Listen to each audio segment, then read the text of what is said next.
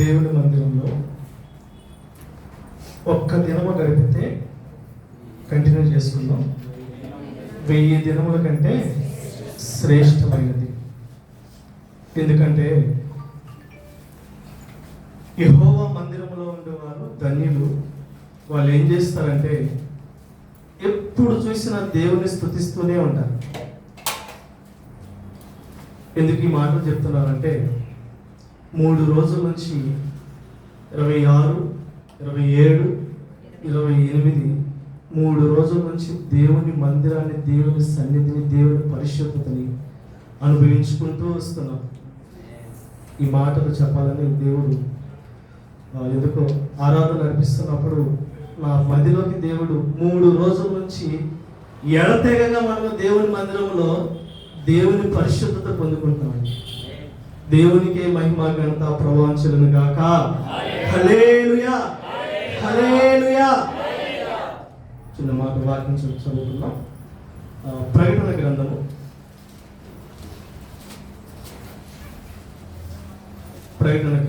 4వ అధ్యాయము 8వ వచనం చదవండి. ఆ 4 జీవులలో ప్రతి జీవికి 6 రెక్కలుండెను. అవి చుట్టూను, దాని చుట్టూను, రెక్కల లోపటను కన్నులతో నిండి ఉన్నవి. అవి వర్తమాన భవిష్యత్ కాలములలో ఉండు సర్వాధికారియు దేవుడునగు ప్రభువు పరిశుద్ధుడు అని మానక చెప్పుచుండు. చిన్న మాట ప్రార్థన చేసుకుందాం. తల వంచినట్లయితే. పరిశుద్ధుడా, పరిశుద్ధుడా, పరిశుద్ధుడా, పరిశుద్ధుడా, ప్రేమ నమ్మకమైన మా తండ్రి, దయగలిగిన మా యేసు రాజా, నీ బంగారపు పాదాలకు వందనాలు, కృతజ్ఞతాస్తుతులు చెల్లిస్తున్నాం తండ్రి. ఇంతవరకు నాయన నిన్ను కీర్తించడానికి, నిన్ను ఆరాధించడానికి, నీలోనైనా మా హృదయాలు కుమ్మరించుకోవడానికి ఇచ్చిన అవకాశాన్ని బట్టి నీకు వందనాలు, స్తుతులు చెల్లిస్తున్నాం. ప్రత్యేకముగా అయ్యా నీ మాట ఎందుకు వస్తున్నాం అయ్యా. అదిగో నీవే మాట్లాడే దేవుడు, మమ్మల్ని బలపరిచే దేవుడు నీవయ్యా. నేను మాట్లాడబోచున్నాను అన్న సెలవిచ్చిన దేవుడు నీవే. మా పక్షము నుండి అయ్యా నీ మాటలతో మమ్మల్ని బలపరిచి ఆదరించండి, ధైర్యపరచండి. నిలబడుతున్న సేవకుని అయ్యా జ్ఞాపకం చేసుకోండి. వట్టివాడు అయ్యా మట్టివాడు దేనికి పనికిరాని అభాగ్యుడిని జ్ఞాపకం చేసుకొని బలపరిచి నీవే నాతో మాతో అందరితో మాట్లాడండి. ఆటంకపరచవలసి అంధకార దురాత్మ శక్తులను నజరేయుడు యేసు నామములో బంధిస్తూ ఉంటాయి అయ్యా. నీవే కృప చూపించమని వేడుకుంటూ, నీ ఆత్మ కాపుదల దయచేయమని వేడుకుంటూ యేసు నామములో చిన్న ప్రార్థన సమర్పిస్తున్నాను తండ్రి. ఆమేన్. దైవ సేవకులకు అదేవిధంగా కూడా వచ్చిన అందరికీ నా హృదయపూర్వక వందనాలు తెలియజేస్తున్నాను. మరి ఒకసారి చదువుకున్నానండి. ఆ 4 జీవులలో అవి చుట్టూను, రెక్కల లోపటలను కన్నులతో నిండి ఉన్నవి. అవి వర్తమాన భవిష్యత్ కాలములలో ఉండు సర్వాధికారి అయిన దేవుణ్ణి ఏం చేస్తున్నాడు ఇక్కడ? పరిశుద్ధుడు, పరిశుద్ధుడు అని మానక రాత్రి మగలు స్తుతిస్తూ ఉన్నారు. ఎవరైనా ఇక్కడ స్తుతిస్తున్నారండి? ఆయన ఏమై ఉన్నాడు ఇక్కడ? సర్వాధికారి, సర్వానికి అధికారి. ఎందుకంటే ఈ లోకంలో చాలా మందికి కొన్ని అధికారాలు ఉంటాయి. ఏమండి? కుటుంబంలో యజమానుడు ఉన్నాడు అనుకోండి, ఆ యజమానుడికి ఒక అధికారం ఉంటుంది. ఆ కుటుంబాన్ని ఎలా పోషించాలి, ఆ కుటుంబాన్ని ఎలా నడిపించాలి, ఆ కుటుంబంలో ఉన్న అవసరతలు ఎలా తీర్చాలని ఆ అధికారికి ఆ కుటుంబం పట్ల ఒక అధికారం ఉంటుంది. అదేవిధంగా చాలా మందికి గ్రామం మీద అధికారం ఉంటుంది, కొంతమందికి దేశం మీద అధికారం ఉంటుంది. అదే కాకుండా మన ఉద్యోగంలో కూడా మనకున్న పొజిషన్ బట్టి ఒక అధికారం ఉంటుంది. ఎందుకు మాట సెలవిస్తున్నానంటే ఈ అధికారాలన్నీ ఎలా ఉన్నాయంటే కొంతవరకే ఉన్నాయి. ఇవి తాత్కాలిక మాత్రమే ఈ అధికారాలు. ఏమండి? కుటుంబం మీద అధికారం కలిగిన వ్యక్తికి ఆ కుటుంబం మీద మాత్రమే అధికారం ఉంటుంది. పక్కల కుటుంబం మీద అధికారం ఉంటుందా?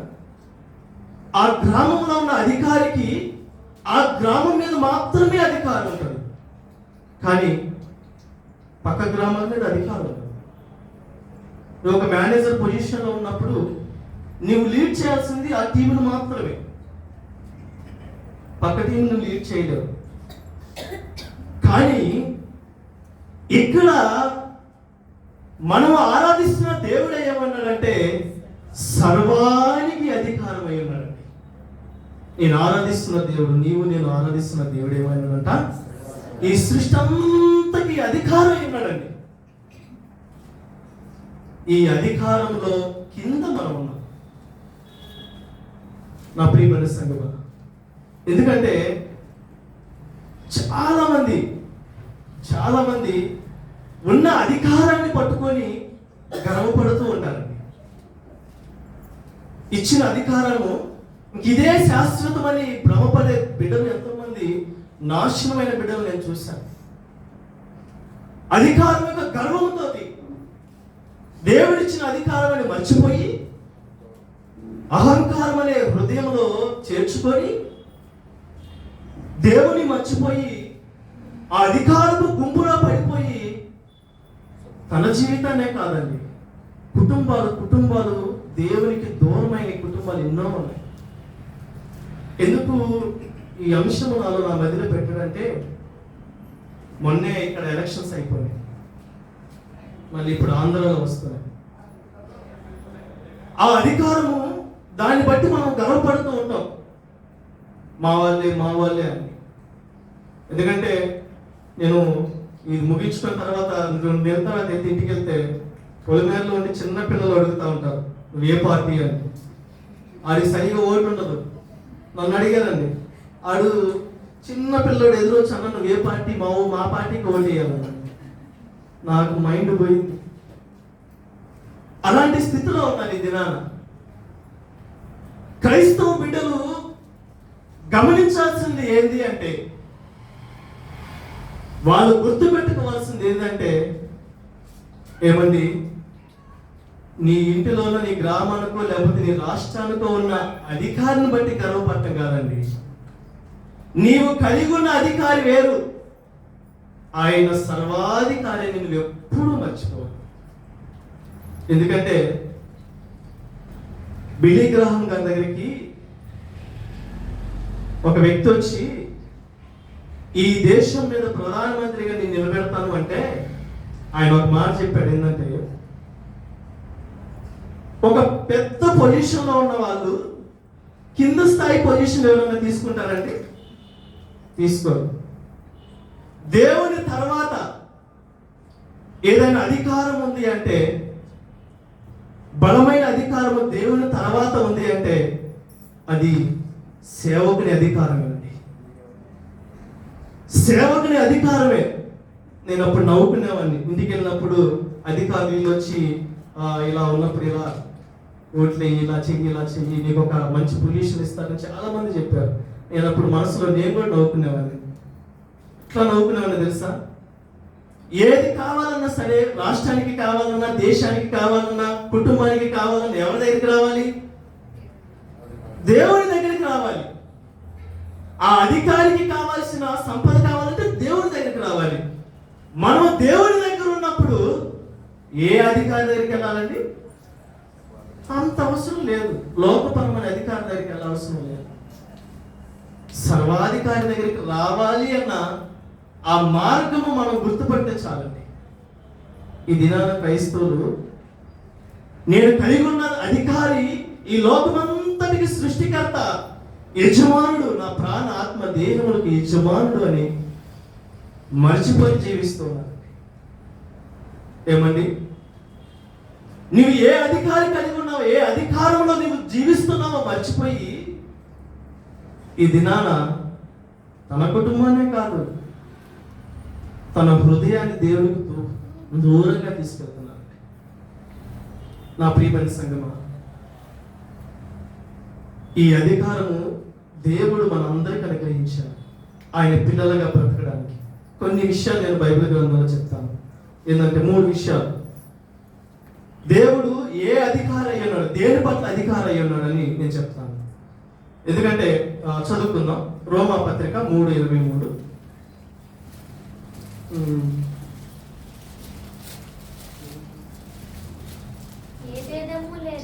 ఏ భేదము లేదు, అందరూ పాపము చేసి దేవుడు అనుగ్రహించు మహిమను పొందలేకపోతున్నారని. ఇక్కడ సాధారణంగా మనుషులందరూ దేని చేత నలిగిపోతున్నారంటే మొట్టమొదటిగా చెప్పేది ఏంటంటే పాపము ద్వారా. పాపము చేత నలిగిపోతున్నారండి. ఈ పాపమును క్షమించాలి అంటే ఏ అధికారి దిగి రావాలండి?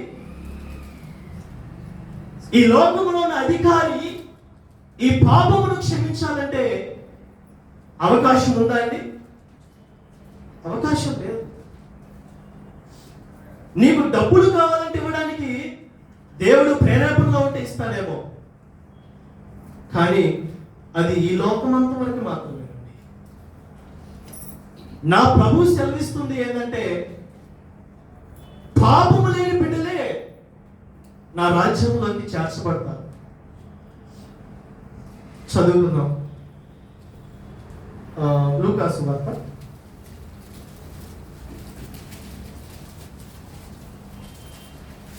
1 తిమోతి 1:15 చదవండి.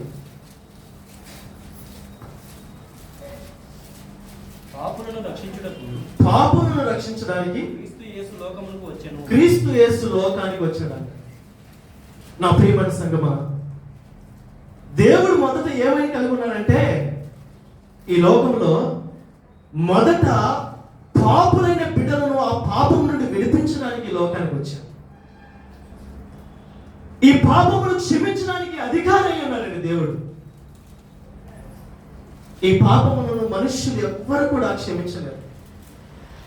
దేవుడు మాత్రమే మన పాపము నుండి విడిపించే దేవుడు అండి. నా ప్రియమైన సంగమా, వాక్యం సెలవిస్తుంది పాపం అంటే ఏంటో కాదండి, ఆజ్ఞ అతిక్రమమే పాపం. దేవుని మాటకు లోబడకుండా పోవడమే పాపం.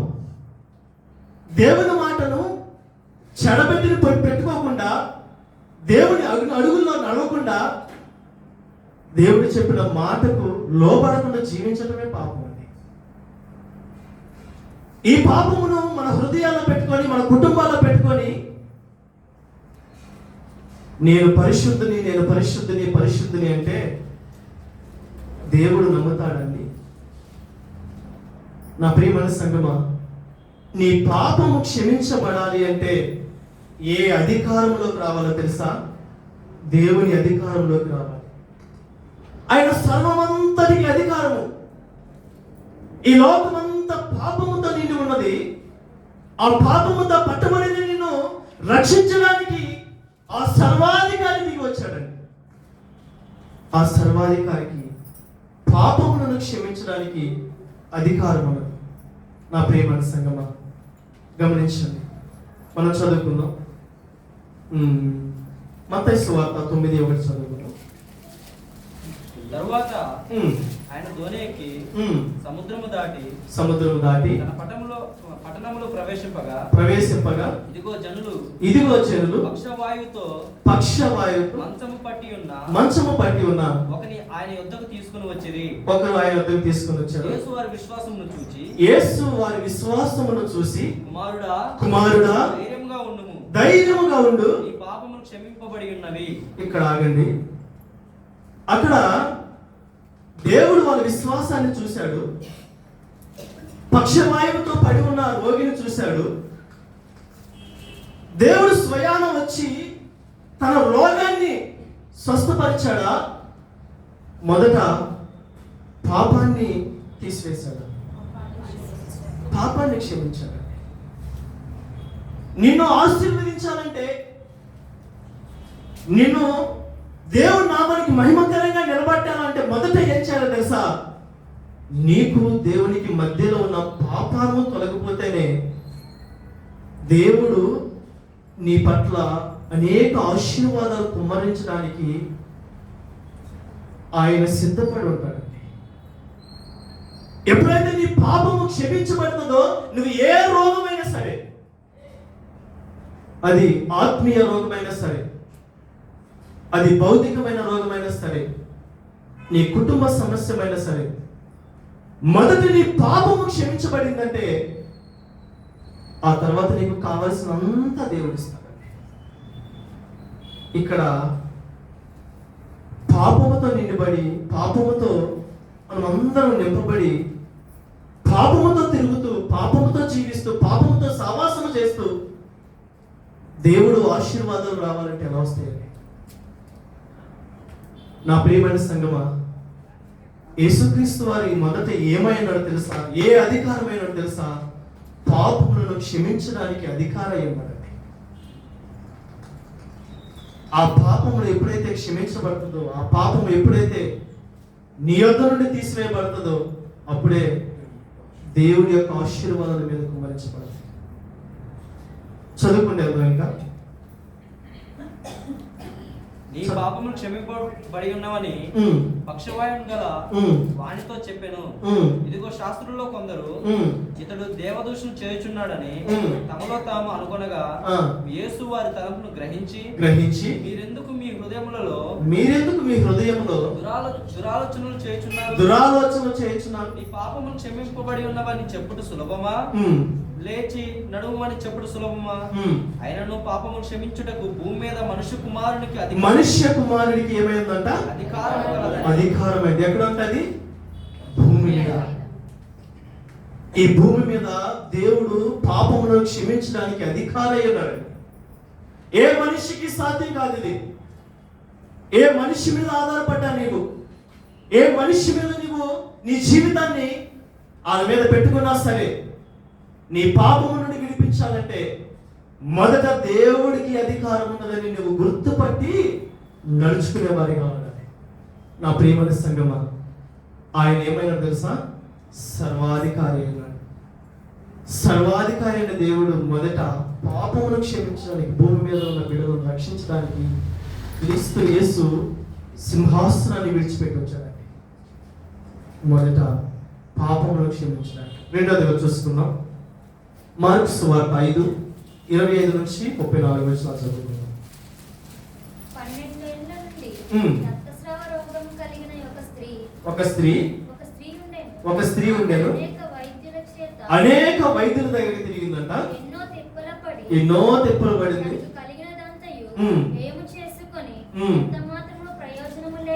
ప్రయోజనం లేక మరింత కృంగుదలలో పోయింది. ఆమె యేసును గూర్చి విని, ఎంత విశ్వాసం అండి! ఇక్కడ వస్త్రపు చెంగు ముట్టుకుంటే బాగుపడతానేమో అనుకున్నట. జనసమూహములో ఆయన వెనుకకు వచ్చి ఆయన వస్త్రము ముట్టెను. వెంటనే ఆమె రక్తధార కట్టెను గనుక తన శరీరములోని ఆ బాధ నివారణైనదని గ్రహించుకొనెను. వెంటనే యేసు తనలో నుండి ప్రభావము బయలువెళ్ళెనని తనలో తాను గ్రహించి జనసమూహము వైపు తిరిగి నా వస్త్రములు ముట్టినదెవరని అడుగగా ఆయన శిష్యులు, జనసమూహము నీ మీద పడుచుండట చూచుచున్నావే, నన్ను ముట్టినదెవరని అడుగుచున్నావా అనిరి. ఆ కార్యము చేసిన ఆమెను కనుగొనవలనని ఆయన చుట్టూ చూచెను. అప్పుడు ఆ స్త్రీ కలిగినది ఎరిగి భయపడి వణుకుచూ వచ్చి ఆయన ఎదుట సాగిలపడి తన సంగతి అంతయు ఆయనతో చెప్పెను. అందుకాయన, కుమారి, నీ విశ్వాసం నిన్ను స్వస్థపరిచెను, సమాధానము గలదానివై పొమ్ము, నీ బాధని. చాలండి. ఇక్కడ మనం అందరికి తెలిసిన వాక్యమే, నేను ఒకసారి జ్ఞాపకం చేస్తున్నాను. ఎందుకంటే రక్తస్రావంతో ఉన్న స్త్రీ ఇక్కడ స్వస్థపరిచింది దేవుడు. ఈ లోకములో పాపమును క్షమించడానికి అధికారై ఉన్నాడు ఆయన. రెండోది ఏమున్నదో తెలుసా? సకల రోగులను స్వస్థపరచడానికి దేవుడు అధికారై ఉన్నాడండి. సకల రోగులను స్వస్థపరిచేది ఎవరు? ఇక్కడ దేవుడు. ఆ రోగును స్వస్థపరచాలంటే అధికారము దేవుడికే ఉన్నదండి. నువ్వు ఎన్ని హాస్పిటల్ తిరుగు, ఎక్కడికైనా తిరుగు, నువ్వు టాబ్లెట్లు వేసుకో, ఏమన్నా వేసుకో, డాక్టరే చెప్తాడు నీకు నీవు దేవుని మీద ఆధారపడి అంతా దేవుడి నామంలో ఉందయ్యా, మేము చేయాల్సింది చేశాము, ఇంకా చేయాల్సింది ఎవరు? దేవుడు. డాక్టరే, నీవు డాక్టర్ మీద ఆధారపడుతున్నాడు, డాక్టరే ఆయనే దేవుడి మీద ఆధారపడుతున్నాడు. ఆయనే గుర్తించాడు. సకల రోగులను స్వస్థపరిచే దేవుడు, ఆ అధికారం దేవుడికి మాత్రమే కలిగి ఉందని ఆయనే గుర్తుపట్టాడండి. డాక్టర్లకే డాక్టర్, పరమ వైద్యుడు ఎవరండి? ఆయన. నాకు తెలిసిన ఒక సహోదరుడు ఉన్నాడు, నాకు తెలిసిన సహోదరుడు. మేము లాక్డౌన్లో ఉన్నప్పుడు ఆయన 95 కేజీలు ఉంటాడు, మంచి బలంగా ఉంటాడు, బాగా ఎనర్జెటిక్గా ఉంటాడు. అతను ఏం చేస్తాడు తెలుసా? కొన్ని రోజులు, కొన్ని దినాలు, ఒక నెల దాకా నాకు కనిపించలేదు. చెప్తున్నాను, వివరంగా తెలిసింది చెప్తున్నాను, ఎందుకంటే జరిగింది చెప్తున్నాను. ఒక నెల రోజుల తర్వాత ఆయన గురించి ఊర్లో ఒకటే మళ్ళీ మాట్లాడుకుంటున్నారు. సరే, నేను మెల్లకుండా ఉన్నాను. నేను, నా భార్య, నా తల్లిదండ్రులు అందరం కుటుంబ ప్రార్థన చేసుకునేటప్పుడు, ప్రతిరోజు మేము ప్రార్థన చేసినప్పుడు ఆ యొక్క అక్కగారు వచ్చి మా పక్కన కూర్చునేది. నేను ఆమె అనేలోకి, లేకపోతే మా వైఫ్ ఆమె అనేలోకి ఆ సిస్టర్ వచ్చి కూర్చొని ఏడుస్తూ ఉండేది. ఏంది అని చెప్తే, మా తమ్ముడికి బాగలేదు, ప్రార్థన చేయండి, నువ్వు ఒకసారి వచ్చి ప్రార్థన చేసి వెళ్ళు అన్నారు. ఎందుకంటే ఆ తమ్ముడు పూర్తిగా అన్యుడు, క్రైస్తవులు కనపడితేనే కొట్టే రకం. యేసు క్రీస్తు అని వెళ్తుంటే పెద్దగా హల్లెలూయా అని వాళ్ళేసే టైప్, చర్చీలు ఎట్లా పడితే అట్లా చేసే టైప్. నాకు తెలుసు, నేను ఎన్నో సంవత్సరాలు చూశాను. అతని గురించి 6 నెలల క్రితం నాకు తలాంతి ఇచ్చారు, ఏది జరగబోయేది, కానీ నేను మర్చిపోయాను. ఆయన నేను 3 దినాలు, కొన్ని వారాలు మా ఇంటికి వస్తానే ఉంది ఆ సిస్టర్. నేను ప్రభు యొక్క సెలవు కోసం ప్రార్థిస్తున్నా. దేవుడి చిత్తం అయితే వెళ్దాం, లేకపోతే లేదా, ఆయన అనుగ్రహం కోసం ఉన్నా. వెళ్తే మా వైఫ్ చెప్పింది, దేవుడు చిత్తం ప్రకారం ఉందేమో ప్రార్థన చేసుకున్నట్టుగా. నేను కూడా ప్రార్థించినప్పుడు ఖచ్చితంగా వెళ్ళు అని. నేను వెళ్తే 95 కేజీలు ఉన్న వ్యక్తి మంచం మీద వరండిలో పడుకోబెట్టున్నారు. నేను రోడ్డు మీద ఉన్నాను. దేవుడి బిడ్డను దూషించిన అతను రోడ్డు మీద ఉండగానే ఇట 2 చేతులు పైకెత్తి నాకు ప్రభువే కావాలంటున్నాడు. నేను వెళ్ళగానే వెంటిలేటర్ మీద ఉన్నాడు. 95 కేజీల వ్యక్తి ఎలా ఉన్నాడు తెలుసా? 15 కేజీలు సన్నగా ఎముకలు మాత్రమే కనపడుతున్నాయి.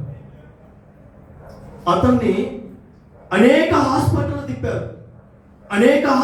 తిప్పి 2 నెలలు తిప్పి డాక్టరు ఏం చెప్పాడు తెలుసా? ఇంకా 2 రోజుల కంటే బతకడు, తీసుకువెళ్ళి మీ ఇంటిలో పెట్టుకొని, చుట్టాలు ఎవరైనా వస్తే కొంచెం పరిచయం చేసుకొని కలిసి ఇంకా పంపించేసానని డాక్టర్ వెంటిలేషన్ మీద పంపించారు. పూర్తిగా వదిలేస్తారు. తను నమ్ముకున్న అందరి మీద నమ్మకం పెట్టుకొని ఆయన వేడుకున్నారు, కానీ ఎక్కడ స్వస్థత రాలేదు. డాక్టర్ దగ్గర స్వస్థత రాలేదు. ఆయన వచ్చి తన భార్య వస్తే అడుగుతుంది. చంటి బిడ్డలు, 2 సంవత్సరాలు చంటి బిడ్డలు, 2 మగ బిడ్డలు, ఏడుస్తుంది. అదే నేను అప్పుడు ఒక మాట చెప్పాను. ఆయన దగ్గరికి వెళ్తే ఆయన ఏమన్నాడు తెలుసా? నేను ఎవ్వరికి చెప్పలేదు, కానీ నాకు ప్రభువే కావాలి, నన్ను స్వస్థత పరిస్తే చాలు. ఏమైంది అంటే నాకు హెచ్ఐవి అన్నాడు. నాకు కన్నీళ్ళు వచ్చింది, ఆగలేదు, దుఃఖం ఆగలేదు. నేనేం చేయగలను? మనిషిని నేనేం చేయగలనండి? నేను ఒకే మాట చెప్పాను తన దగ్గర, నీవు నా మీద నమ్మకం పెట్టుకుంటే నీకు దొరికేది బూడిదే. నా మీద నమ్మకం పెట్టుకోవద్దు. నువ్వు ఎంతకాలం చేసింది ఏదో చేశావు, అయిపోయింది. నా ప్రభువు నీ కోసం విస్తారంగా చేతులు తాగాడు. నీవు కన్నీళ్లు విడుచుట నా ప్రభు చూశాడు కాబట్టే ఆయన పిలుపు అందుకొని నేను వచ్చాను. మనుషులు ఎవ్వరు కాదు, నీవు, నీ భార్య, నీ బిడ్డలు గదిలోకి వెళ్ళండి. ఒక్క ఒక్క మాట సెలవించు, హృదయపూర్వకంగా ఒక్క మాట సెలవి. నేను చెప్తున్నాను, నా ప్రభువు నా కళ్ళ ఎదటే చనిపోతున్న బిడ్డలను, చనిపోయిన బిడ్డలు ఎంతో మందిని లేపారని నేను చేసి సెలవించాను. నా కళ్ళ ఎదుట బలిపీఠం యుద్ధం నేను చెప్తున్నాను. ఒక్క మాట, మీరు ఎలా ఏడుస్తారో ఎలా ప్రార్థిస్తారో నాకు తెలియదు. నీకు ప్రార్థన రాదని అనవద్దు, నువ్వు ఎలా మాట్లాడుతున్నావు అలానే ప్రభుత్వం మాట్లాడు. ఆయన నిశ్చయంగా నిలబడి ఉన్నాడు. మా ప్రార్థన కాదు, మేము కాదు, నీవు ప్రార్థించు అని. వాళ్ళు ఎలా ప్రార్థించారో తెలియదు, కానీ ఒక 20 రోజుల తర్వాత మేము వేరే ఊరు వచ్చి, మా వైఫ్ వాళ్ళ ఊరు వచ్చి వెళ్ళిన తర్వాత 15 కేజీలు ఉన్న వ్యక్తి 95 కేజీలుగా మార్చబడి 95 కేజీలుగా మార్చబడి రోడ్డు మీద ఉండి స్నానం చేస్తూ గంతులు వేస్తూ నేను రాగానే వందనాలయ్యా అంటున్నాడు. ఎంత గొప్ప కార్యం అండి ఇది. యేసు అంటేనే పడదు తనకి. ఈ దినాన గ్రామంలో యేసు సాక్షిగా నిలబడ్డాడు. అసాధ్యం సాధించేసిన దేవుడు అండి. రోగులు స్వస్థపరిచేది ఎవరండి? ఆ అధికారం దేవుడికి మాత్రమే ఉంది. చంటి బిడ్డలండి, చంటి బిడ్డలు. ఈ దినాన ఆ బిడ్డలు చూస్తుంటే నాకు అనిపించేది, ఎలా ప్రార్థన చేశారో, ఎలా కన్నీళ్లు గార్చారో, ఎలా పోరాడారో, ఎలా పిలుగులాడారో. వాళ్ళు గుర్తుపట్టారు, దేవుడు మాత్రమే, యేసుక్రీస్తుకు మాత్రమే స్వస్థపరిచే అధికారం ఉంది, ఈయనే సర్వాధికారాన్ని గుర్తుపట్టారు. కాబట్టి వాళ్ళు స్వస్థపరచబడ్డారండి. ఏమండి, నీ రోగమైన ఏదైనా సరే, నీ రోగం ఏ రోగంతో ఉన్నా సరే, నువ్వు వేసుకున్న టాబ్లెట్లు పనిచేయాలన్నా కానీ ఆయన అధికారము విడుదల ఇచ్చేస్తే కదండి. ఆయన మీద ఆధారపడితే అవి పనిచేస్తాయి. నీవు ఇంతకాలము బ్రతికి ఉన్నావంటే, కరోనా వచ్చి ఎంతో మంది వెళ్ళిపోయారు. మన సంఘంలో ఎంతో మంది కరోనాతో బాధపడుతున్నప్పుడు 2-3 నాకు తెలిసిన 2 తల్లులు, ఒక తల్లి ఒక బ్రదర్ హాస్పిటల్ దగ్గర ఉండి, మన చర్చిలోనే 2 ఉన్నారు. హాస్పిటల్లో ఒక రూమ్ లో బెడ్లన్నీ ఉన్నాయి. గంట గంటకి అందరూ చనిపోతున్నారు. వీళ్ళిద్దరూ ఒక్క కాల్ చేశారు నాకు, ఏంటంటే ఒకే కాల్, ఆఖరి కాల్ నాది. ఎందుకో చెప్తున్నాను, ఉంటామో లేదో తెలియదు అన్న. నేను అన్నాను ఒకే మాట, దేవునికి నీ మీద, నీ కుటుంబం మీద ఈ భూలోకంలో పని ఉంటే బ్రతుకుతారు, లేకపోతే పరలోకం వస్తారు, తర్వాత మేము వస్తాము, ఏం కాదు, ప్రార్థన చేసుకున్నాను. వాళ్ళు సర్వాధిగా వాళ్ళు నిలబడి, సాక్షిగా నిలబడి, అందరూ చనిపోయిన వాళ్ళు బ్రతికి ఈరోజు పరిచర్యలో సేవ చేస్తున్నారండి. వాళ్ళు ఏమండి, డాక్టర్లకి వల్ల కాలేదు, కరోనా నుండి ఎవరిని వల్ల కాలేదు, కానీ అధికారైన దేవుడు ఈ భూలోకంలో, దేవుడి పట్ల నువ్వు ఆయన కోసం పోరాడే మనస్సు నువ్వు కలిగి ఉంటే, రోగమైనా సరే ఏదైనా సరే నీ దరిదాపులకు రాదండి. నా ప్రియమైన సంగమా, ఎప్పుడైతే నేను దేవుని తెలుసుకున్నానో, ఈ అధికారంలోకి వచ్చానో, యేసు అనే అధికారంలోకి వచ్చానో, హాస్పిటల్ తెలియదు, అయ్యి తెలియదు, ఏం తెలియదు. మెడిసిన్ అంతా వేసే, అంతా వేసే అని పాడుకుందామా? అంతా ఏసే, జగమంతా ఏసే, అంతా ఏసే, జగమంతా ఏసే, అంతా ఏసే, జగమంతా ఏసే, అంతా ఏసే, జగ బ్రతుకంతా ఏసే. రెండోది ఏ అధికారం కలిగి ఉన్నాడండి దేవుడు? రోగులను స్వస్థపరిచే అధికారం కలిగి ఉన్నాడు దేవుడు. మూడోదిగా చూస్తున్నాం, అదే మార్కు సువార్త 5వ అధ్యాయం 1 నుంచి 20 వచనాలు చదువుతున్నాం. వారు సముద్రమునకు అద్దరినున్న గెరాసేనుల దేశమునకు వచ్చిరి. ఆయన దోణ దిగగానే అపవిత్రాత్మ పట్టిన ఒకడు సమాధులలో నుండి వచ్చి ఆయనకు ఎదురుపడెను. వాడు సమాధులలో వాసము చేసేడు వాడు సంఖ్యలతోనైనను ఎవడును వాడిని బంధింపలేకపోయాను. పలుమారు వాని కాళ్ళకు చేతులకు సంఖ్యలు వేసి బంధించినను వాడు ఆ చేతి సంఖ్యలు తెంపి కాలి సంఖ్యలను తుత్తునీలుగా చేసెను గనుక ఎవడును వారిని సాధుపరచలేకపోయాను. వాడు ఎల్లప్పుడూ రాత్రి పగళ్ళు సమాధులలోను కొండలలోను కేకలు వేయచ్చు తను తాను రాళ్లతో గాయపరచుకొనుచు ఉండెను. 7వ అధ్యాయం చదువు. 7వ వచనం. యేసు సర్వోన్నతుడైన సర్వోన్నతుడైన దేవుని కుమారుడా, నాతో నీకేం పని? నన్ను బాధపరచుమని దేవుని పేరిట పానబెట్టుచున్నానని బిగ్గరగా కేకలు వేశాను. చాలండి. ఇక్కడ అపవిత్రాత్మ పట్టిన ఒక వ్యక్తి వెళుతూ ఉంటే మనుషులు కాదు కానీ సాతాను గారు గుర్తుపట్టాడు. ఏమండి, ఏ అధికారం ఉందో, దేవుడికి ఎంత అధికారం ఉందో ఇక్కడ సాతాను గారు గుర్తుపట్టాడండి. ఇక్కడ మూడోదిగా చూసుకుంటే సాతాను శక్తుల మీద అధికారం కలిగి ఉన్నాడు దేవుడు. అపవిత్రాత్మ మీద అధికారం కలిగి ఉన్నాడండి దేవుడు. మనం అనుకుంటాం ఈ లోకంలో అపవిత్రాత్మ సాతాను గారు బాగా శ్రమలో పెడుతున్నాడు, అయ్యా నన్ను ఇబ్బంది పెడుతున్న శ్రమలు ఒకటే పనికి వస్తున్నాయి. శ్రమలు ఎలా వస్తాయి తెలుసా? మన వల్లే వస్తాయి. 2 రకాలుగా వస్తాయి. దేవుడు నిన్ను పరీక్షించాలంటే అదొక శ్రమ. రెండవదిగా నువ్వు చేసిన పాపము ద్వారా డోర్స్ ఓపెన్ చేసి వాడిని రా నా గృహంలోకి రా అని పిలుచుకొని ఆహ్వానించుకొని వాడితోటి సావాసం చేస్తావు కాబట్టి శ్రమలు ఇంకా స్టార్ట్ అవుతాయి. కానీ ఇక్కడ సాతాను గారు గుర్తుపట్టాడు, ఈ లోకమంతటి మీద అపవిత్రాత్మ మీద అధికారము దేవుడికి మాత్రమే ఉంది అని. నా ప్రియమైన సంగమా, ఇక్కడ చూసుకుంటే మనం చదువుకుందాం. 19వ వచనం చదువుదాం. ఆయన వానికి సెలవీయక నీవును నీ ఇంటి వారి యొద్దకు వెళ్ళి ప్రభువు నీ యందు కనికరపడి నీకు చేసిన కార్యములన్నిటినీ వారికి తెలియజెప్పమని వాడు వెళ్ళి యేసు తనకు చేసినవన్నీ దెకపోలిలో ప్రారంభింపగా అందరూ ఆశ్చర్యపడింది. ఇక్కడ అపవిత్రాత్మతో ఉన్న వ్యక్తి స్వస్థపరచబడ్డాడు. ఆ అధికారము దేవుడు అధికారం కలిగి స్వస్థపరిచాడని గుర్తించి ఆ గ్రామం అంతా వద్దనుకుంది యేసుని. ఆ గ్రామము మాకు అవసరం లేదు అనుకుంది యేసు. వాళ్ళు గుర్తుపట్టలేదు. కానీ ఇక్కడ ఇతను ఏంటంటే నేను నీతోనే ఉంటాను అన్నాడు.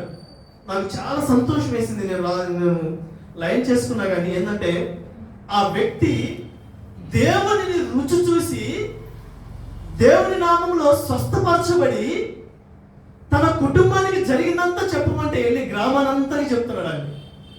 యేసు అక్కడ నా గ్రామానికి అవసరం లేదు అనుకుంటే యేసు చేసిన కార్యము వెళ్ళింది ఆ గ్రామానికి. యేసు చేసిన కార్యము వెళ్ళి అక్కడ సువార్త ప్రకటించబడిందండి. ఎప్పుడైతే నీ జీవితంలో జరిగిన కార్యం ఉంటుందో, నీ బ్రతుకు మార్చబడింది ఉంటుందో, అక్కడే నిన్ను దేవుడు వాడుకొని సువార్తగా మార్చబడతాడండి. ఆ గ్రామంలోనే, ఆ కుటుంబంలోనే నిన్ను నిలబెట్టుకొని ఆయన నామానికి మహిమకరంగా నిలబెట్టుకుంటాడండి. గ్రామం వద్దనుకుంది కానీ యేసు చేసిన గొప్ప కార్యం అక్కడ పని చేసిందండి. ఆగలేకపోయాడు. స్వస్థత పొందుతున్నాడు, ఆగలేకపోయాడండి. గ్రామం అంతటికి ప్రకటిస్తే ఆశ్చర్యపోతున్నారంట. దేవుడు చేసిన గొప్ప కార్యాన్ని చూసి ఆశ్చర్యపోతున్నారంట. నా ప్రియమైన సంగమా, నువ్వు ఏ యొక్క శత్రువుతోటి, ఏ బాధతోటి, ఏ అపవిత్రతో ఉన్నావో, నువ్వు స్వస్థపరచబడిన బిడ్డగా ఉంటే, నువ్వు ఏదైతే పొందుకున్నావో, ఏదైతే స్వస్థపరచబడ్డావో, నువ్వు ఒక సాక్షిగా నీ సన్నిధిలో, నీ మందిరంలో, నీ కుటుంబంలో నువ్వు నిలబడాలండి. ఎందుకంటే దేవుడు నీకు ఒక రక్షణ ఇచ్చాడు. ఆ రక్షణకి నిన్ను అధికారిగా నిలబెట్టుకున్నాడు. నీ రక్షణ నువ్వు కాపాడుకో. నీ రక్షణ నీది, నీ కుటుంబం కాదు. నీ రక్షణకు అధికారిగా దేవుడు నిన్ను నిలబెట్టుకున్నాడండి. ఈ లోకంలోనికి భూమిలోకి దేవుడు పరిశుద్ధముగా మనం పుట్టించాడు. కానీ మనము పాపముతో నిండిపోయి దేవునికి దూరం అయిపోయాం. భూలోకంలోకి వెళ్ళండి, కొన్ని రోజులు బ్రతికి రండి అని దేవుడు సెలవిచ్చాడు. కానీ మనము వచ్చిన మార్గాన్ని మర్చిపోయాం. ఎటు వెళ్ళాలో తెలియని పరిస్థితి, చనిపోతే ఎక్కడికి వెళ్తామో తెలియని పరిస్థితులు అవి. క్రైస్తవ బిడ్డలు మన ఇంటినంట గుర్తుపట్టుకోవాలంట. ఎక్కడికి వెళ్తామో, ఏమై ఉన్నామో మన జీవితం అని, ఏ మార్గంలో ఉన్నామో మనమని, మన స్థితి, మన గురి ఏదో మనం తెలుసుకునే వారిగా ఉండాలండి. నా ప్రియమైన సంగమా, దేవుడు అపవిత్రాత్మ మీద అధికారం కలిగి ఉన్నాడంట. ఈయన ఏమై ఉన్నాడట? సర్వాధికారి అయిన దేవుడు. 3 విషయాలు మనం తెలియజేసుకున్నాం. మొదటిది ఏంటంట? ఏ పాపంతో నీవు పట్టబడి ఉన్నావు. రెండోది ఏంటి? ఏ అనారోగ్యంతో నువ్వు విడుదల పొందుకోలేకపోతున్నావు. మూడోది ఏంటి? ఏ అపవిత్రతో పట్టి నీవు పీడించబడుతున్నావు. నువ్వు గుర్తుపట్టాల్సింది ఏంటో తెలుసా? దేవుడు సర్వాధికారి అయిన దేవుడు అయినాడు.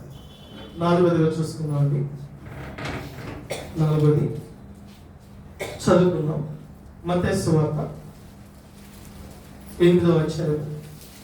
ముగిస్తాను కొద్దిగా. మత్తయి సువార్త 8వ అధ్యాయం 23వ వచనం. ఆయన దోణి ఎక్కినప్పుడు ఆయన శిష్యులు ఆయన వెంట వెళ్ళిరి. అంతటా సముద్రము మీద తుఫాను లేచినందున ఆ దోణి అలల చేత కప్పబడెను. అప్పుడు ఆయన నిద్రించుచుండగా వారు ఆయన యొద్దకు వచ్చి ప్రభువా నశించిపోవచ్చున్నాము రక్షించమని చెప్పి ఆయనను లేపిరి. అందుకు ఆయన అల్ప విశ్వాసులారా ఎందుకు భయపడుచున్నారు చెప్పి లేచి గాలిని సముద్రాన్ని ఏం చేశాడంటే ఇక్కడ గద్దించాడండి. మిక్కిలిగా నిమ్మలమైపోయింది. ఆయన ఏ అధికారం కలిగి ఉన్నాడు తెలుసా? ఈ ప్రకృతి అంతటి మీద అధికారం కలిగి ఉన్నాడండి. నీవు చెప్పిన మాటకి లోబడిపోవచ్చేమో, కానీ దేవుడు ఒక మాట సెలవిస్తే గాలి కూడా ఆగిపోతుంది. దేవుడు ఒక మాట సెలవిస్తే సముద్రం కూడా ఆగిపోతుందండి. ప్రకృతి అంతటి మీద అధికారమైన దేవుడే. అల్ప విశ్వాసుల జీవితంతో మనం గడుపుతున్నాము. మునిగిపోయే స్థితిలో మనం ఉన్నామండి. పేతురుని నడిచి రమ్మంటే కొంత దూరం నడిచాడు. మార్నింగ్ అనగా చెప్పారు కదా, కొంత దూరం మాత్రం నడిచి వచ్చాడు. తను నడవలసింది ఎంత దూరం? గమ్యం వరకు నడవాలి. మనం ఇది స్థితిలో మరి ఎలా ఉన్నాం తెలుసా? మధ్య స్థితిలో ఉన్నాం. సముద్రంలో ఈదుతున్నాం. అలనాడు ఏ రకంగా పేతురు ఆ యొక్క పడవ కూర్చబడి ఆ చెక్కలు పట్టుకొని ఏ రకంగా ఈదుతున్నారో అదే రీతిగా భూలోకం అనే సముద్రంలో ఈదుతున్నాం. ఒడ్డు కోసం ఈదుతున్నాము. ఇంకా ఒడ్డుకు చేర్చబడాలి. ఎప్పుడు దేవుని సన్నిధి, దేవుడు రాకడ వస్తుందో, ఎప్పుడు ఎత్తబడతామో అప్పుడే ఒడ్డుకు చేర్చబడ్డప్పుడు. అదే మన గురి, అదే మన గమ్యం. ఆయన ప్రకృతి అంతటి మీద అధికారైన దేవుడు. నీవు పంట పొలాలు ఇస్తున్నా, నీవు వాతావరణం ఏదైనా సరే నీకు అనుకూలంగా మార్చబడాలని సరే, సరిగా మంచి గాలి రాకపోతే మన ఊపిరాగిపోతాం. సరిగా మంచి నీళ్లు లేకపోతే మనం ప్రాణం పోతుందండి. ఇవన్నీ సక్రమంగా మనకి ఇస్తున్నాడంటే ఆయన అధికారం కలిగి ఉన్నాడు కాబట్టి అండి. ఆయన నిన్న పట్ల ప్రేమ కలిగి ఉన్నాడు కాబట్టి. ఆయన అధికారం లేకపోతే ఇవన్నీ ఇస్తారండి? ఆయన అధికారం కలిగి ఉన్నాడు కాబట్టి ఇవన్నీ నీ నా కోసం సిద్ధపరచాడండి. పరిశుద్ధంగా ఈ భూలోకాన్ని సిద్ధపరిస్తే మనం వచ్చి అపవిత్రపరిచామండి. నా ప్రియమైన సంగమా, ఎందుకంటే చాలా మందికి అధికారాలు ఇస్తారు. సంఘపు బాధ్యత అధికారం ఇస్తారు. సేవకులకి, పరిచారకులకు ఇస్తారు. కుటుంబాన్ని నడిపించుకొని, ప్రార్థనలో విశ్వాసంలో బలపరచుకొని, దేవుడు ఎవరైతే సావాసము కలిగి జీవిస్తారో వాళ్ళకు అధికారం ఇస్తారు కుటుంబం పట్ల. ఇదిగో నీ కుటుంబాన్ని నా సన్నిధికి నడిపించుకొని నీకు అధికారం ఇస్తారు దేవుడు. ఈ దినాన ఇచ్చిన అధికారాలు మర్చిపోయి దేవునికి దూరం అవుతూ కుటుంబాలను విచ్ఛిన్నం చేసుకున్న కుటుంబాలు ఎంతో మంది. నేను ముగిస్తాను. ఒక చిన్న వాక్యం చూపించి నేను ముగిస్తాను. సంఖ్యాకాండము, అధికారం అనగానే కొంచెం ఒక విషయం గుర్తొచ్చింది నాకు. సంఖ్యాకాండము 20వ అధ్యాయము 5 నుంచి 12 వచనాలు స్పీడ్గా చదవండి. ఈ కాని చోటికి మమ్ము తెచ్చుటకు ఐగుప్తులో నుండి మమ్మల్ని ఎలా రప్పించితిరి. ఈ స్థలములో గింజలు లేవు, అంజూరలు లేవు, ద్రాక్షలు లేవు, దానిమ్మలు లేవు, త్రాగుటకు నీళ్లే అప్పుడు మోషే అహరోనులు సమాజం ఎదుట నుండి ప్రత్యక్షపు గుడారం యొక్క ద్వారములోనికి వెళ్లి సాగిలపడగా యెహోవా మహిమ వారికి కనబడెను. అంతటి యెహోవా మోషేకి ఇలాగ సెలవిచ్చెను, నీవు నీ కర్రను తీసుకొని నీవును నీ సహోదరుడైన అహరోనును నీ ఈ సమాజమును పోగు చేసి వారి కన్నుల ఎదుట ఆ బండతో మాటలాడుము. ఇక్కడ ఆ బండతో మాట్లాడుము, అది నీళ్ళిచ్చును. నీవు వాళ్ళ కొరకు నీళ్లను బండలో నుండి రప్పించి సమాజమునకు వారి పశువులకును త్రాగుటకిమ్ము. యెహోవా అతనికి ఆజ్ఞాపించినట్లు మోషే ఆయన సన్నిధి నుండి ఆ కర్రను తీసుకొని పోయెను. తరువాత మోషే అహరోనులు ఆ బండ ఎదుట సమాజమును పోగు చేసినప్పుడు అతడు వారితో ద్రోహులారా వినుడి. మళ్ళీ చదువుకుందాం. అతడు వారితో ద్రోహులారా వినుడి, మేము ఈ బండలో నుండి మీ కొరకు మేము నీళ్లు తీసుకురావాలా అనెను. అప్పుడు మోషే తన చెయ్యి ఎత్తి 2 మారులు తన కర్రతో ఆ బండను కొట్టగా నీళ్లు సమృద్ధిగా ప్రవహించెను. మళ్ళీ వెనక్కి వెళ్దాం. అప్పుడు మోషే తన చెయ్యి ఎత్తి 2 మారులు తన కర్రతో ఆ బండను కొట్టగా నీళ్లు సమృద్ధిగా ప్రవహించెను, సమాజమును పశువులను త్రాగెను. అప్పుడు యెహోవా, ఇప్పుడు గమనించండి, అప్పుడు యెహోవా మోషే అహరోనులతో నీవు ఇశ్రాయేలు కన్నుల ఎదుట నా పరిశుద్ధతను సన్మానించినట్లు నన్ను నమ్ముకొనకపోయినట్లు పోతిరి గనుక ఈ సమాజమును దేశంలోనికి మీరు తోడుకొని పోరని చెప్పాను. ఇక్కడ మోషే తన ఇంటంతట్లో ఏమై ఉన్నాడండి? నమ్మకస్తుడై ఉన్నాడు. ఇశ్రాయేల్ బాధ్యత అంతా మోషే మీద పెట్టాడు, ఒక అధికారిగా నిలబెట్టాడు.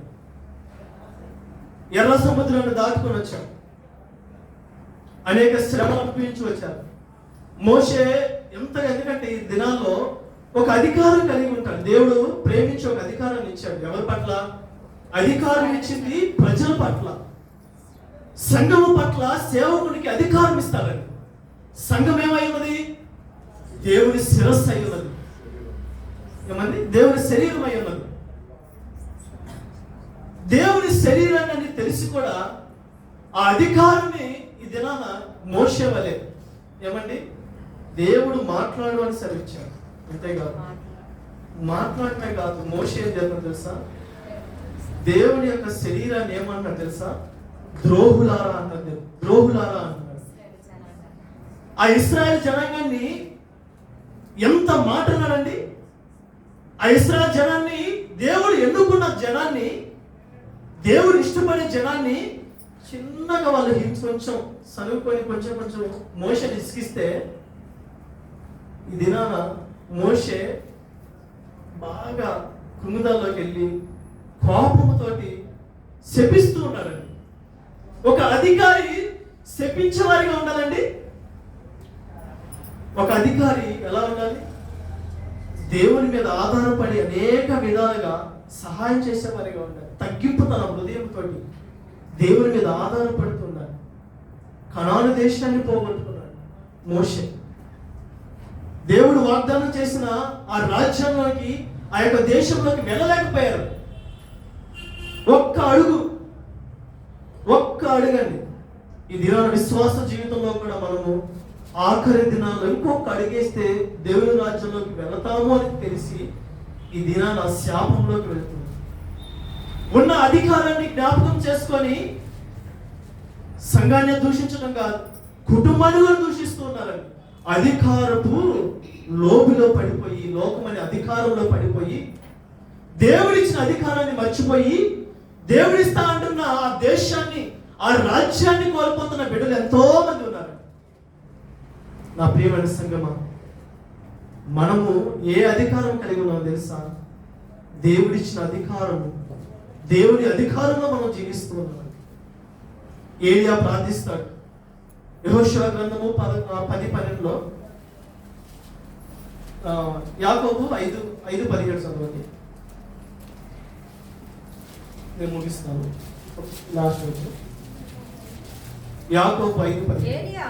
ఏలియా మన వంటి స్వభావం గల మనుష్యుడే వర్షింపకుడినట్లు అతడు ఆసక్తితో ప్రార్థన చేశాడు. 3.5 సంవత్సరముల వరకు భూమి మీద వర్షింపలేదు. అతడు మరలా ప్రార్థించగా ఆకాశం వర్షం ఇచ్చాను, తన ఫలము ఇచ్చాను. ఏమండి, ఇక్కడ దేవుని యొక్క అధికారం ఎవరికి ఇచ్చాడు? మనుష్యుడికి ఇచ్చాడండి.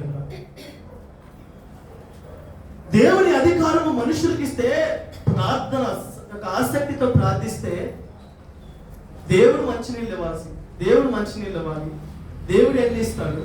కానీ మనుషులు ప్రార్థిస్తే ఆ ప్రార్థనని ఆధారం చేసుకొని గొప్ప కార్యాలు చేస్తున్నాడు అండి. మనుషులకి అధికారం ఇచ్చే దేవుడు అండి ఇక్కడ.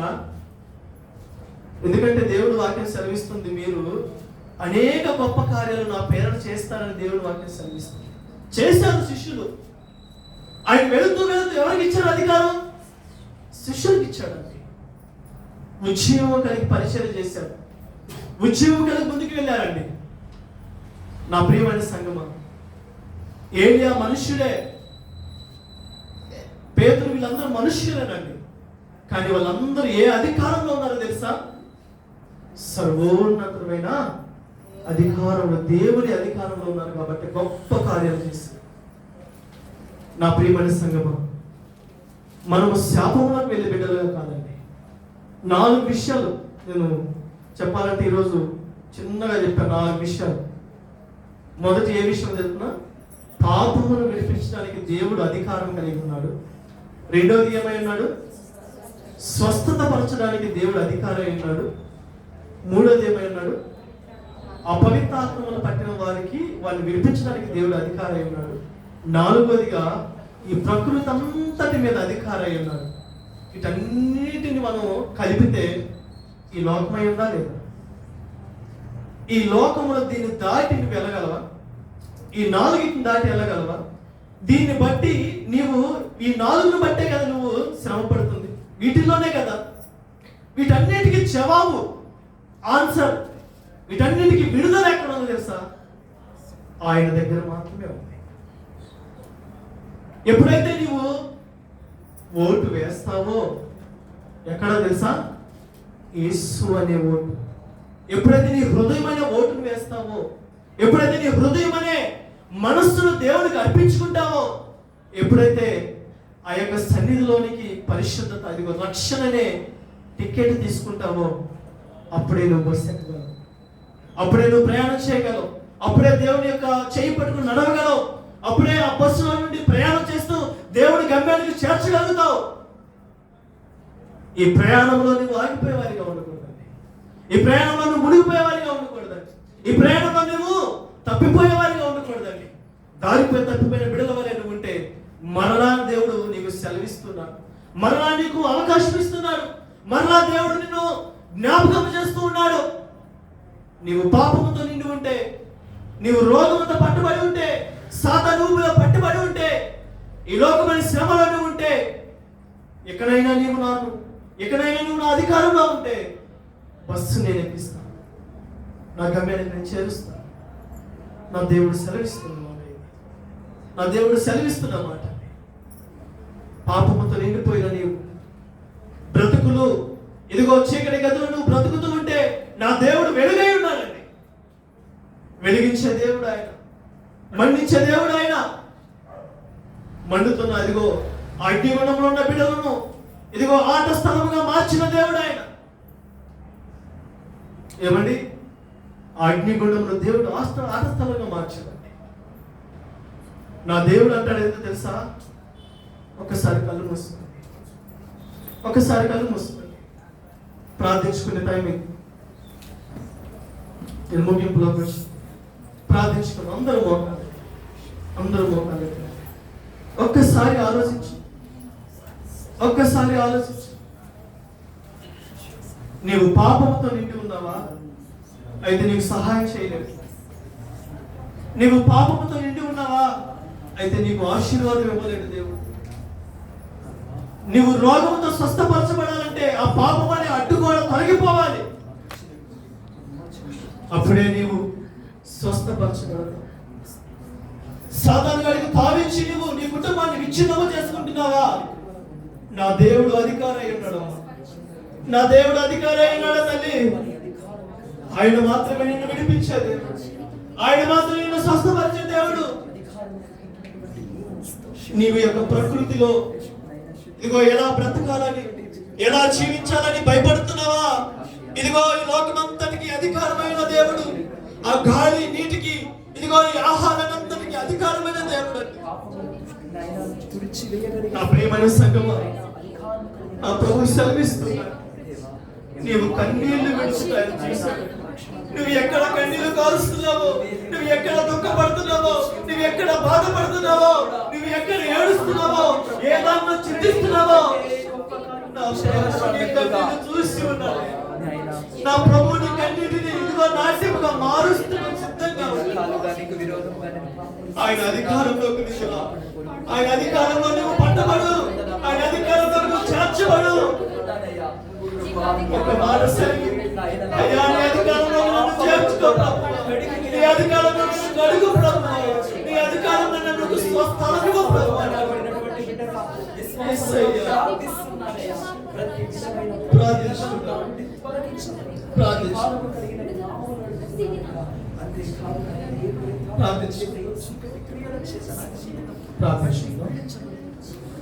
పరిశుద్ధుడా, పరిశుద్ధుడా, పరిశుద్ధుడా, పరిశుద్ధుడా, ప్రేమ నమ్మకమైన నీకు వందనాలు, స్తుతి, స్తోత్రాలు, స్తోత్రాలు. అయ్యా, నేను ఆరాధిస్తున్న దేవుడు రోషం కలిగిన వాడు. అయ్యా, నేను ఆరాధిస్తున్న దేవుడు సమస్తం కలిగిన దేవాది దేవుడు. నీవు సర్వాధికారి అయ్యా, నీవు సర్వాధికారి అయ్యా, నీవు సర్వము కలిగిన దేవుడు. నీకు కృతజ్ఞతాస్తుతులు చెల్లిస్తున్నాను దేవా. ఇదిగో మంచి యొక్క కన్యతను బట్టి వందనాలు. నీవు ఇచ్చిన సమస్తమును బట్టి వందనాలు. నీవు ఇచ్చిన ఆరోగ్యమును బట్టి వందనాలు. నీవు ఇచ్చిన బలమును బట్టి స్తోత్రాలు. కృతజ్ఞతాస్తుతులు చెల్లిస్తున్నాను. మా హృదయాలను తాకిన మా హృదయాలను బలపరిచిన శ్రామను బట్టి నీకు వందనాలు, వేలాది కోట్లాది స్తుతులు చెల్లిస్తున్నాను. అయ్యా, మా ప్రాణాత్మ దేహములకు ఏ క్షమారుడు నీవు తండ్రి. దేవా, నీవే కృప చూపించి మా ఆత్మీయ జీవితాన్ని బలపరిచి ఆదరించి ధైర్యపరచమని వేడుకుంటున్నాను. నీకే స్తుతి, నీకే మహిమ, నీకే ఘనత, ప్రభావం చెల్లించుకుంటున్నాను. నా ప్రియుడు రక్షకుడైన ప్రభు యేసు నామములో ఈ చిన్ని ప్రార్థన సమర్పిస్తున్నాను తండ్రి. ఆమేన్.